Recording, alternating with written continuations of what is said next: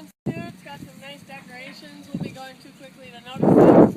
It's a nice galloping table to get my confidence up. The fence is wide enough that I have to come off the ropes a little and get the horses square to it just to make sure to jump it easily across the spread.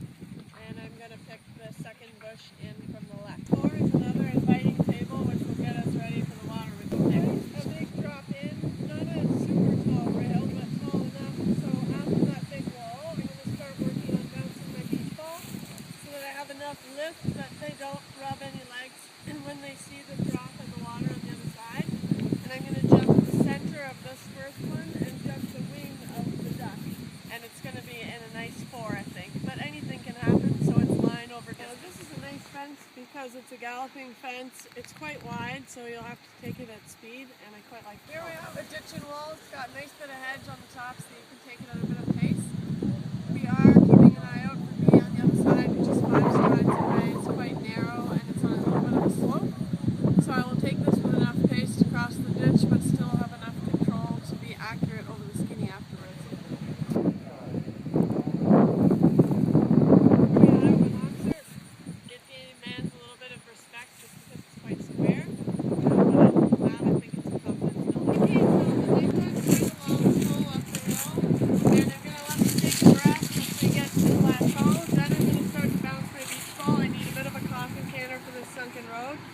I want power, but I want it to rise up over the rail.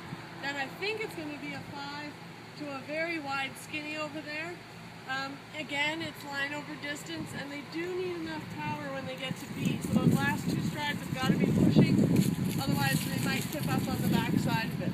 This is where it all came to a sad end for me last year with the first romance. We had to do a bank down to double corners. They've changed it a little bit this year. So a nice big brush jump in. 5 to a very big officer, and then a little bit bending down the hill to a right-handed corner.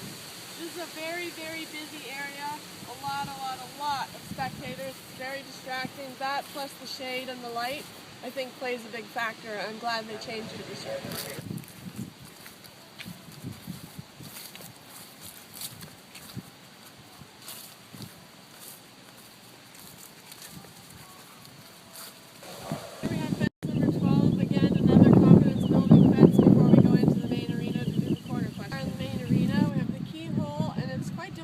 Because the B for the intermediate is on the other side.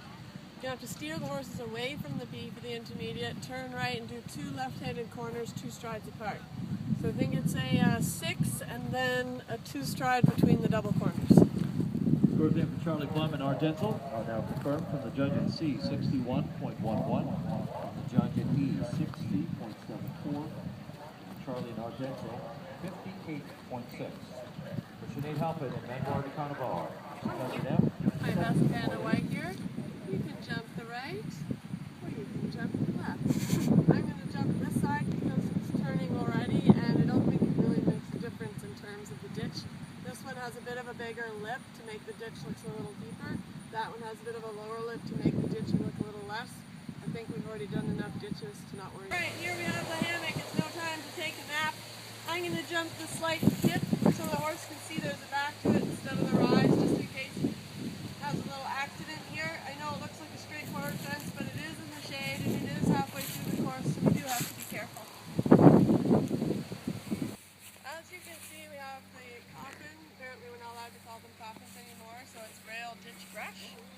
And big enough to jump in over the railing and to make sure, again, I get my coffin counter, I bounce my beach ball so that I have lots of spring. Jump in, press for the 1, make sure they jump across the ditch as smoothly as possible, and it's straight on 2 for that angled left brush. I'm going to head for the 3rd stump in on the ground line. Here we have a chicaner, a lovely galloping fence, nice and easy before the tough water. Here we have the last water combination on the course. It's quite a big log drop in after a little bit of a hill. I'm going to stay to the right coming down the hill so I can get to the middle or left of this.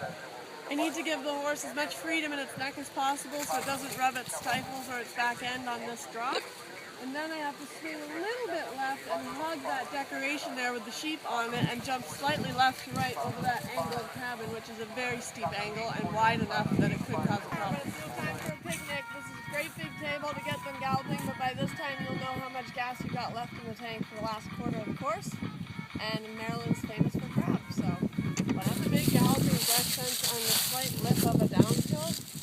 jump is big enough that they have an easy jump, but I have to have control because I do a left-handed turn to a right-handed corner at the bottom. Here we have the corner I was just talking about at the bottom of the hill.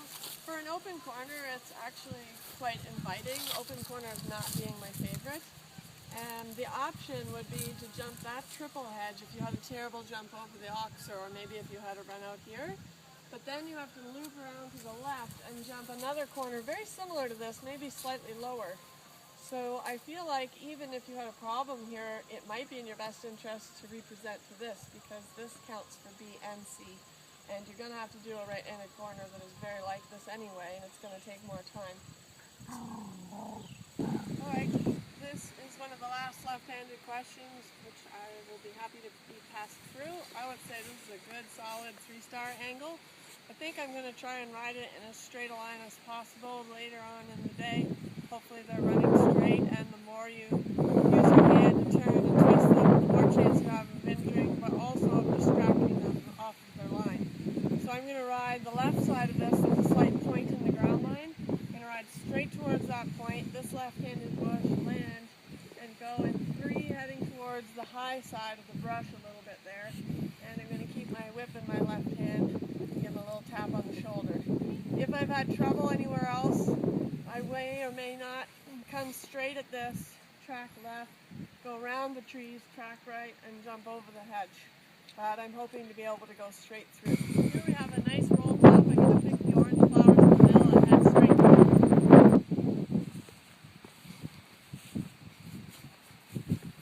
So middle to middle over these 2 cabins, they're quite wide, but they have a nice rolling edge.